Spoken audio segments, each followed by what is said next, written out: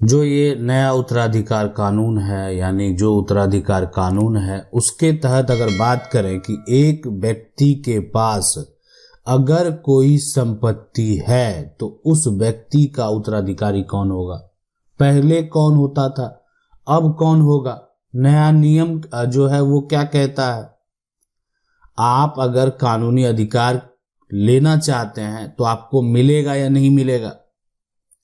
एक व्यक्ति अपनी जो है उस व्यक्ति के नाम से ये जमीन है ना, ये जमीन है, ये जो जमीन है, ये जमीन है, ये सभी जमीन जो है इस व्यक्ति के नाम से है और इस व्यक्ति के नाम से ये मकान भी है।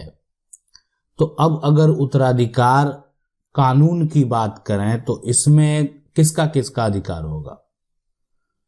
अगर ये कोई भी जो है अगर हक की बात करें तो इसमें किसका हक होगा। देखें, अगर इस व्यक्ति की मृत्यु हो जाती है और इस व्यक्ति के द्वारा किसी भी प्रकार का कोई भी वसीयत नहीं बनाया गया, सिर्फ इस व्यक्ति के नाम से जमीन है, ये जमीन है, ये जमीन है, और इस व्यक्ति की जो है अगर मृत्यु हो जाती है, ठीक है, तो अब इस व्यक्ति के द्वारा कोई वसीयत नहीं है, कोई जो है वसीयत जो है ये नहीं बनाया गया, वसीयत नहीं है। मतलब क्या हुआ कि ये किसी एक को जो है वो देना नहीं चाह रहे हैं, इसीलिए कोई वसीयत नहीं बनाए। इनका जो भी संपत्ति है उसमें जितने भी इसके उत्तराधिकारी होंगे वो इस संपत्ति के हकदार होंगे। लेकिन उत्तराधिकारी कौन कौन होंगे जो है जिसके बीच ये संपत्ति जो है वो बंटता है। अक्सर आपने देखा होगा कि ये संपत्ति जो अगर किसी व्यक्ति के पर है यानी और ये उनका बेटा है तो क्या होता है कि संपत्ति जो है बिना किसी जो एक तरह से बंटवारे के, बिना किसी कोई प्रोसेस किए हुए जो है एक तरह से एक पंचनामा के आधार पे या कोई भी जो है वंशावली के आधार पे ये संपत्ति जो है पिता के बाद जो ट्रांसफर होता है वो बेटे के नाम से ट्रांसफर होता है। लेकिन इसमें ये जो सबसे बड़ी बात समझने वाली ये है कि इस व्यक्ति के नाम जो संपत्ति है तो क्या ये जो है संपत्ति इस व्यक्ति के मृत्यु के बाद, मतलब इस व्यक्ति का मृत्यु अगर हो जाता है तो उसके बाद जो है बेटा को प्राप्त होगा, क्या पत्नी को प्राप्त नहीं होगा, क्या बेटी को प्राप्त नहीं होगा, क्या माता को प्राप्त नहीं होगा। तो आपको पता है कि जो उत्तराधिकार जो है संशोधन अधिनियम 2005 जब हुआ है ना, हिंदू उत्तराधिकार संशोधन अधिनियम जो है जब उसका संशोधन 2005 में हुआ तो ये जो है साफ साफ कानून में कह दिया गया कि अब जो है जो हक, जितना हक बेटा का पहले होता था उतना जो हक है वो बेटी को भी दिया जाएगा। यानी नया उत्तराधिकार कानून ये क्या कहता है कि जितना हक बेटा का हो रहा है उतना हक बेटी को भी दिया जाएगा। अब है कि पिता की मृत्यु 2005 से पहले हुई या बाद में हुई, दोनों केस में दिया जाएगा। इसलिए ऐसा हुआ, यानी पहले था कि 2005 के बाद का, लेकिन सुप्रीम कोर्ट के कुछ जजमेंट को देखने के बाद यह स्पष्ट हो गया कि 2005 के पहले भी अगर पिता की मृत्यु हो चुकी है तो भी जो है उस बेटी को अगर जरूरत है, नीड है, तो संपत्ति में जो है, मकान में जो है वो हक मिलेगा। लेकिन अब तो ये हो गया कि जो है एक तरह से इस व्यक्ति का संपत्ति है, इस व्यक्ति का जमीन है, बेटा के नाम ट्रांसफर हो। आपको पता है ना कि बेटी भी संपत्ति ले सकती है, लेकिन पत्नी क्या होगा।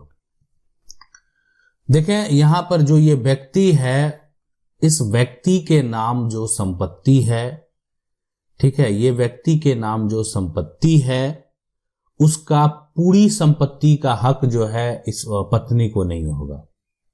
ठीक है, जितना हक बेटा का होगा, जितना हक बेटी का होगा, उतना हक इस पत्नी का भी होगा। मतलब पत्नी अगर जो है सबसे अलग अपना शेयर हक अगर लेना चाहे तो पत्नी भी यहाँ पर एक हिस्सेदार होगी और इनको जो हक मिलेगा वो बेटा बेटी और जो वो है उनके बराबर, यानी एक कानूनी अधिकार है। ठीक है, यानी उत्तराधिकारी यहाँ हो गया बेटा और बेटी। ठीक है, लेकिन यहाँ पर ये सभी जो आते हैं ना, ये क्लास 1 में आते हैं। मतलब इस व्यक्ति का जो परिवार है ये सब क्लर है, ये सब क्लास 1 लेवल के जो है उत्तराधिकारी हैं। मतलब कि अगर ये सब नहीं होते तब क्लास 2 लेवल के जो उत्तराधिकारी हैं वो इस संपत्ति के हकदार होते। तो उसकी भी बात करेंगे। अब है कि जो पत्नी का हक होगा तो पत्नी का भी राइट बनता है, पत्नी को भी आप संपत्ति से जो अलग नहीं कर सकते। इस व्यक्ति के मृत्यु के बाद जो ये पत्नी है उनका भी संपत्ति पे हक होगा। लेकिन एक माता का क्या हक होगा? ये यानी एक माता, मतलब इसका ये माता हुआ है ना। तो अभी ये अगर बात करें यहां पर कि जो मदर है ना, मदर का जो है ना वो लीगल राइट है। किस पे लीगल राइट है? वो है सन के प्रॉपर्टी पे, है ना, सन्स प्रॉपर्टी में। तो ये जो सन का प्रॉपर्टी है उस पे मदर का जो है, माता का जो है, कहने का मतलब क्या हुआ कि अगर कोई भी व्यक्ति की मृत्यु हो जाती है बिना वसीयत के, ठीक है, आप ऐसे इसको इस तरीके से समझ सकते हैं कि अगर कोई भी व्यक्ति जो है इसकी मृत्यु हो जाती है बिना वसीयत के, तो उसका संपत्ति जो बटेगा उसके मदर में, है ना, मदर में।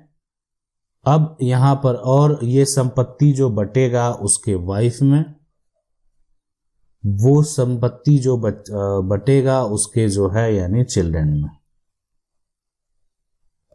तो ये 3 लोग जो होंगे ना, इन सभी का जो राइट होगा, ये सभी का जो राइट होगा, उनके बच्चे, उनकी माता और उनकी वाइफ, वो इक्वल होगा। तो आप समझ सकते हैं कि कौन लोग कोर्ट जा सकते हैं। अपना हक प्राप्त करने के लिए एक मां जा सकती है, एक पत्नी जा सकती है, एक बेटा जा सकता है, एक बेटी जा सकती है। यानी जो भी उनके बच्चे हैं वो जा सकते हैं और सभी का जो है उस व्यक्ति की संपत्ति में, इस व्यक्ति की संपत्ति में सभी का समान अधिकार होगा।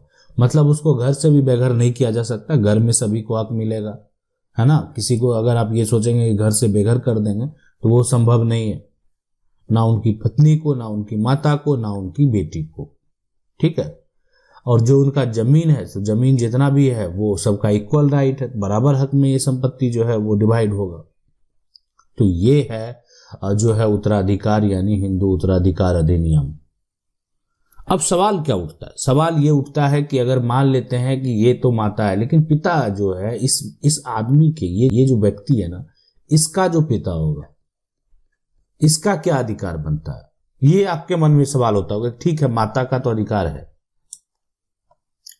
देखिए माता का जो है अधिकार होगा, लेकिन पिता जो है ना, पिता का भी अधिकार है, लेकिन पिता क्लास जो है 2nd लेवल में आ जाते हैं, क्लास 2 में आ जाते हैं।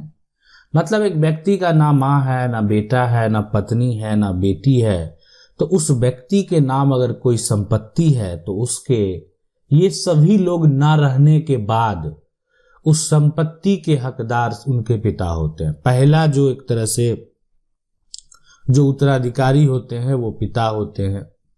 पिता नहीं है तो इस व्यक्ति का अगर कोई भाई है, भाई का बच्चा है, तो वो सभी परिवार के सदस्य जो है वो उत्तराधिकारी होते हैं। कभी हम आपको इसको भी डिटेल में बताएंगे ताकि आप उसको जो है अच्छे तरीके से समझ सकते हैं कि किस तरीके से आपकी संपत्ति के जो है आपके परिवार के अन्य लोगों का हो सकता है। कानूनी अधिकार अन्य लोगों का भी है, लेकिन वो कुछ कंडीशन में, अगर मान लेते हैं किसी का शादी हो गया, बच्चे हैं, जो है माता है, पिता है, तो उस केस में जो है ना दूसरे लोग जो परिवार के दूसरे सदस्य हैं वो संपत्ति के हकदार नहीं होंगे।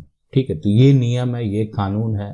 और इस सभी को मान लेते हैं कि अगर एक साथ मन में सवाल होगी कि ठीक है कोई संपत्ति दे ही नहीं रहा तो लेंगे कहाँ से। इस व्यक्ति की मृत्यु होने के बाद संपत्ति जो है माँ को नहीं दिया जा रहा है या पत्नी को नहीं दिया जा रहा है। ठीक है, जो इनकी पत्नी है, इनकी पत्नी जो है ना, ये इनकी पत्नी हो गई। अब ये जो है ना, ये इनकी पत्नी है, इनकी पत्नी हो गया, तो ये जो है ना इनकी ये माँ हो गई, इसकी भी ये माँ हो गई, और ये इनकी ये माँ है ना। तो इस व्यक्ति की जो है ये माँ का भी अधिकार है, इस व्यक्ति की पत्नी का भी अधिकार है। और इस व्यक्ति का जो है वो एक तरह से बेटा का भी कानूनी अधिकार है। बेटी का तो बेटा का अधिकार तो बहुत लंबे समय से चलता है, और बेटी का भी अब जो है नए उत्तराधिकार संशोधन में अधिकार दे दिया गया। आशा करते हैं वीडियो अच्छा लगा होगा। वीडियो को लाइक जरूर कर दें। चैनल को पहली बार देख रहे हैं, सब्सक्राइब करके जो बेल आइकन है उसको जरूर दबा लें। मिलते हैं अगले वीडियो में, तब तक के लिए जय हिंद।